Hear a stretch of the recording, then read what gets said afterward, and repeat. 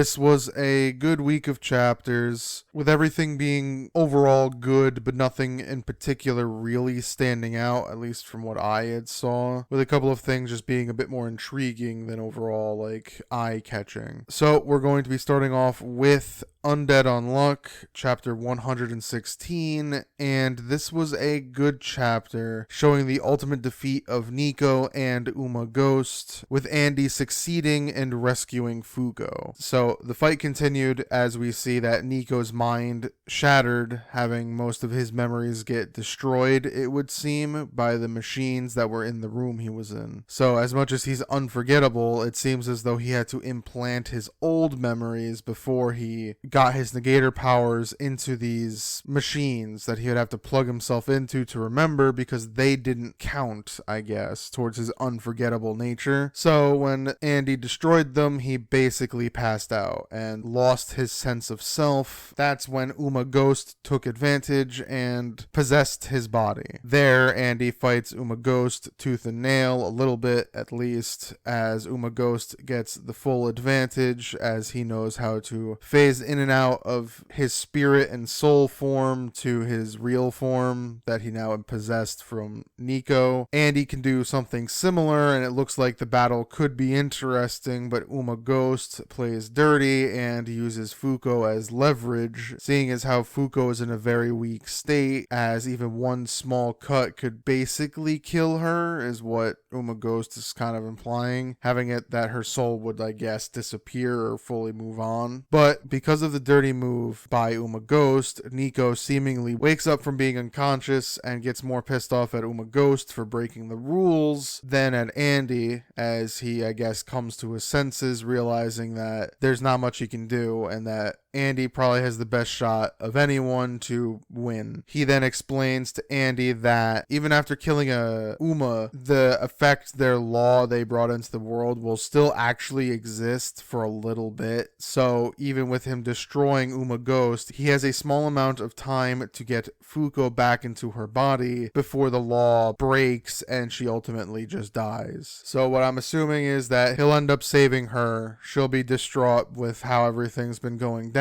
Andy will have to explain to her the plan and how to save everyone and make sure everything works out okay for everyone so they all survive. So overall, I think I'll give this chapter a B. It was good seeing the conclusion to this fight between Andy and Uma Ghost as well as Nico. Good to see that Nico came to his senses. It was more just a continued despair thing, that he finally saw an opportunity but then came to his senses in the end.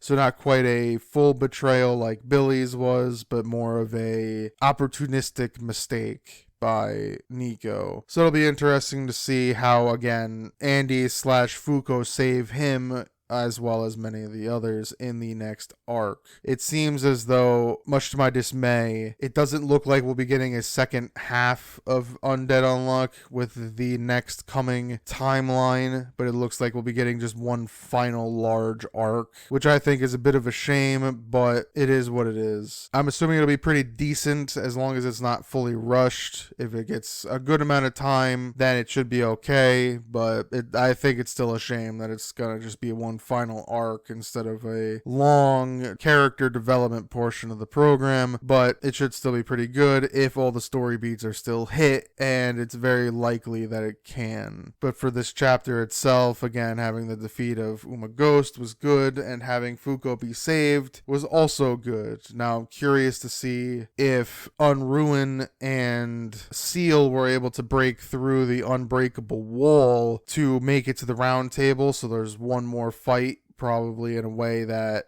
Andy has to sacrifice himself, quote unquote, for Fuko to go into the next loop or something like that. I'm curious at how that next portion will go. So now we're on to Mashle, Magic and Muscles, chapter 113, and this was a good chapter showing just how overpowered the villains are, as we see Rion attempting to rally the crowd of the city he's in, as well as showing off his own power, trying to inspire the people of the city around him, showing that he is very much very powerful, trying to keep hope alive for the quote-unquote good guys and the rest of the normal people. Innocent Zero doesn't see it that way and decides to test Ryo by then sending down an entire barrage of dark meteors and overwhelms Ryo and seemingly kills him and the city itself, showing that there's not much anyone can do at all against him. Now again, we still have 3 divine visionaries and a couple of our main characters. We even see that Lemon is upset with how things are going, especially with the fact that she has not married Mash yet, which is relatively funny in its own way, that her priorities are still skewed. We then cut to Melodol's clinic and see that people are trying to break in to get Mash. Melodol tells her assistant to continue to turn the key to save Mash, and if he doesn't, she'll kill him, as she then goes outside and starts beating up the entire crowd. We then see that same assistant attempt to turn the key, but finding that he can't do it, and Mash's health starts to plummet because the key is not being turned. So everything's in a dire situation. It's going to take some miracle for them to survive, let alone win this battle and have Mash come back, because everything is just getting more and more ruined by the second. So overall, I think I'll give this chapter a B. It was good seeing Ryo attempt to stop Innocent Zero and showing that he was one of the more stronger divine visionaries, but then again, he was still just destroyed by the overwhelming might that was Innocent Zero, showing the power gap between our heroes and the villains, as well as seeing that the normal townsfolk are now becoming more and more desperate, and the Mash situation is a bit more dire than it ever has been, because now Melodol has to take care of the rioting people outside her clinic, and the assistant has absolutely no ability to turn the key. So Mash's life is going to somehow hang in the balance by a small troll assistant who tried to kill him 3 different times already. It's very funny, and I look forward to seeing what type of ridiculous antics will come up next. Now we're on to Sakamoto Days, chapter 76, and this was a good chapter, showing the continued investigation into trying to find the database, as we see that Shin and the invisible guy somewhat connect a little bit, as we find out that the invisible guy is the mask kid's older brother, but Shin hasn't seen anyone from his quote-unquote enrollment class, so that's when he gets somewhat concerned, but the older brother doesn't really care, the invisible guy, as he kind of hints that the JCC isn't super great at the moment. We then see that Sakamoto is trying to investigate things, but it's a struggle as he is bogged down by paperwork, until seemingly another teacher or some other staff member asks Sakamoto to take a look at one of the dorms because a couple of students aren't going to class. Sakamoto takes the opportunity to try to look for the database, but is forced to go to the dormitory. We then see that the dorm is completely littered with X graffiti, seemingly showing Slur's control over the school a little bit more, as Sakamoto is then attacked by the students. However, Sakamoto proves to still be much stronger than everyone, as he handily takes care of all of the students while more or less using nothing but chopsticks and other items laying around to subdue them while he beats them up. He's not trying to kill anyone, but he's subduing them with just ordinary everyday items. Even at one point, the students throw a boiling pot of water at him, and he grabs a instant ramen cup and puts the water in there and makes himself a thing of instant ramen while fighting them, which was very funny. So overall, I think I'll give this chapter a B. It was good seeing the continued escalation of corruption within JCC, seeing as how things aren't looking super great for the assassins in this place, as everything is seemingly going wrong, and there are seemingly several uncovered mysteries and hidden secrets going on that Shin and Sakamoto will most likely find out about. So I'm also curious to see how much influence Slur has within the entire school or even the entire student body, because at this point you can see his influence is there, but I wonder if he has some guy looking for the database as well, or if he's trying to get everything so chaotic that the school gets kind of destroyed so that the records are just gone. So there are a lot of interesting things going on, a lot of intriguing possibilities within the next few chapters. So now we're on to Mission Yozakura Family, chapter 136, and this was a good chapter showing that the older brother and the main character are summoned to meet with the Spy Association's leader, as well as with the other gold-ranked spies, which includes the older brother, the eldest sister, the middle brother of the Yozakura family, and then several others that we meet, but only barely, from the leader of the Gossip magazine is a gold-ranked spy, a childhood friend of Futaba, the eldest sister, is in it, and then a few others that we don't get to truly meet, as it was mainly those other two that we find out more about. So we get that meeting, and the meeting is about Momo Yozakura is seemingly put up a dark tube channel, which is basically a dark web YouTube for spies, it would seem, something ridiculous, as he's posting videos of him killing people to get the essence for the core of his wife. And we see he's doing this and even attacking other spies and gangs and attacking everyone. This causes the people to turn against the Yozakura family, and many want them out of the Spy Association, which many of the family are not on board with, as they don't want to be kicked out and they didn't do anything. They're trying to stop Momo as well. A couple of the A-grade spies are either for or against this cause, this opportunity to get rid of them, either for a story or because they're friends. They don't want them to leave, whatever. Bunch of tension. A near fight breaks out, but the association leader is not concerned about them. He is more concerned about the eldest brother, who is seemingly one hot second away from throwing an absolute fit and destroying just about everything. So we'll see in the next few chapters what the ultimate decision is and what's next for the series as a whole. So overall, I think I'll give this chapter a B. It was good seeing the continued fallout from Momo's sudden and dramatic rise to the top of the villain food chain, seeing as how he's completely gone mad with his ambition to save his wife that he was responsible for killing in the first place. The whole thing is just a complete mess in terms of everyone's motivation to do whatever thing they're doing, from the main family trying just to stop Momo trying to bring back his wife by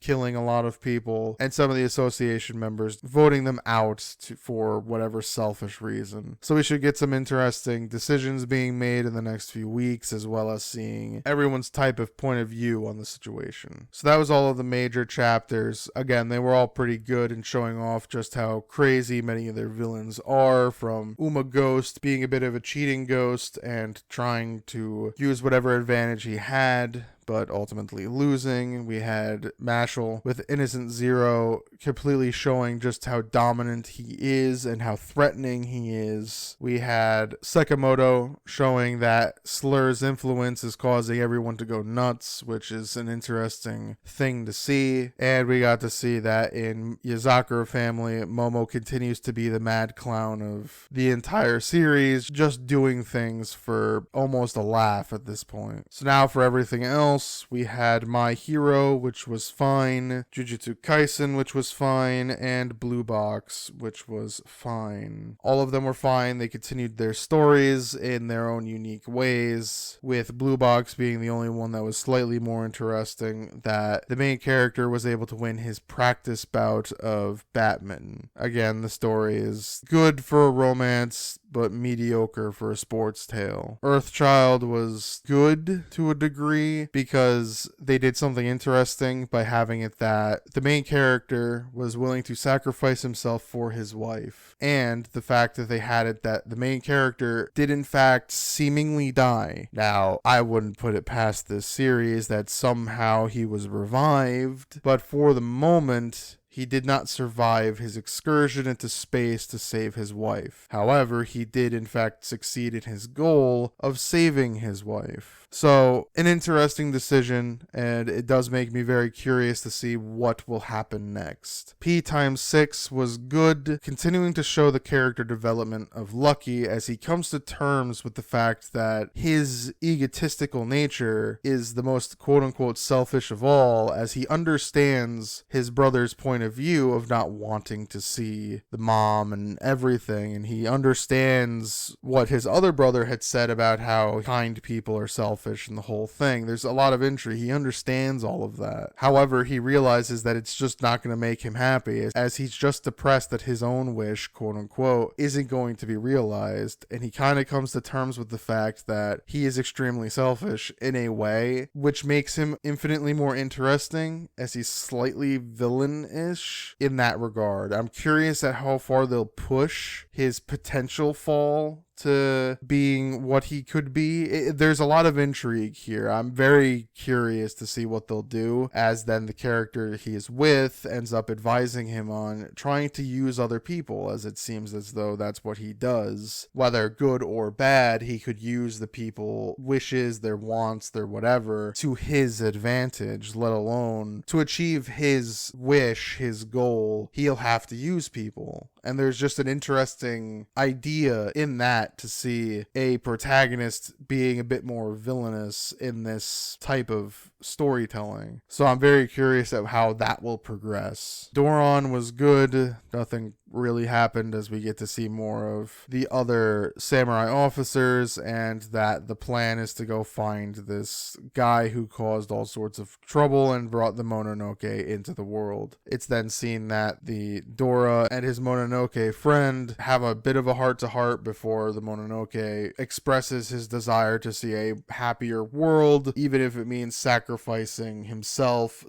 / their partnership to achieve that goal. So we'll see. It's probably not going to happen, but there's the dire consequences of going after this guy and potentially succeeding. Super Smartphone was good, as the battle of wits continues, as the main character lost to the main villain. However, the main character realizes that it's up to him to have to gather more points and eventually bring down the main villain, and to do that he has to go after the other smartphone users and beat them. So it'll be very interesting as we get the story of main character has to beat all the henchmen to eventually get to the main villain. That's a very fun way of doing it, because it's not quite roundabout. It's more of he has to go through everyone to get to the main guy. Instead of a slight distraction, it's more of building up to the main guy to ultimately defeat him. So there's a lot of intrigue there to see if he'll succeed or not, and what other friends / allies he could gain in his quest to take down this major villain at this point. So a lot of potential in this one. The Elusive Samurai was good, as the governor character showed to be the absolute worst of the worst, showing that his war machine tank thing was built by other products to make it quick and durable. We also see that he not invented but reintroduced crossbows, so that the nobles he had inside the tank would be able to fire off crossbow bolts willy-nilly, because it didn't matter. No one can harm them, and anyone can use a crossbow. They also seemingly had prisoners reloading the crossbows in the background, so they'd have an infinite supply of arrows basically being pumped out of the tank. We then see that he had a secondary shield onto the tank that no one could really get rid of, because he had prisoners who were wounded be a sort of meat shield for the tank. Now no one can attack it, no one could do anything to the tank, because it would hurt the innocent prisoners stuck inside of the tank. A very devious and very villainous thing to do, as it ended up showing that he's fallen so far into the evil side that he is himself a demon, and we get back to the whole demon tag premise of the earlier chapters, as the governor character is now seen as a major demon character with his fall from grace. So it'll be interesting to see how the heroes succeed in taking him down and taking down the monster tank thing that he's driving. Aliens area was good, continuing on